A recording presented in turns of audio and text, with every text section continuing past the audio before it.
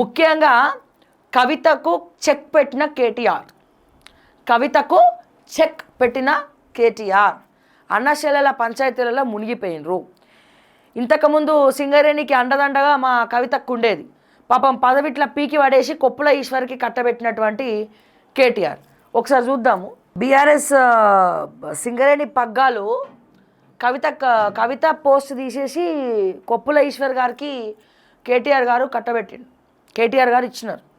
ఇక్కడ అర్థమైపోయింది సీన్ సితారా ఇద్దరికి పడతలేదు. ఎట్టి పరిస్థితుల్లో కూడా బీఆర్ఎస్ఏ ఉండాలి, బీఆర్ఎస్ అండదండలతోనే నడవాలా అంటే దాని అర్థమైంది. కవిత ఏమాత్రం కూడా ఇప్పుడు సింగరేణిలో ఇన్వాల్వ్ అవ్వడానికి లేదు. అండ్ అట్లాగే ఇదే సింగరేణి శ్రీధర్రావు కోట్ల రూపాయలు కొల్లగొట్టిండు సింగరేణిలో.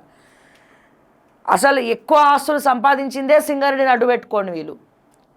ఇప్పుడు ఆ పదవిని తీసుకపోయి కొప్పుల ఈశ్వర్ గారికి కవితను తీసేసి కొప్పుల ఈశ్వర్కి కట్టబెట్టిండు కేటీఆర్. దీంతో క్రిస్టల్ క్లియర్గా అర్థమైపోతుంది వీళ్ళ పంచాయతీలు ఏందనేది. పైగా ఏం చెప్పినట్టు ఎక్స్క్లూజివ్గా మీరు తప్ప వేరే వాళ్ళు దీంట్లో ఇన్వాల్వ్ అవ్వడానికి వీల్లేదు.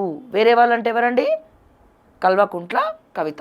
క్లియర్గా తెలిసిపోయింది. ఎందుకంటే అక్కడ బీఆర్ఎస్ కొంచెం స్ట్రాంగ్ ఉంది, కార్యకర్తలు సింగరేణి టీం అంతా. సో ఇక్కడ వాళ్ళకి అప్పచెప్పడం జరిగింది.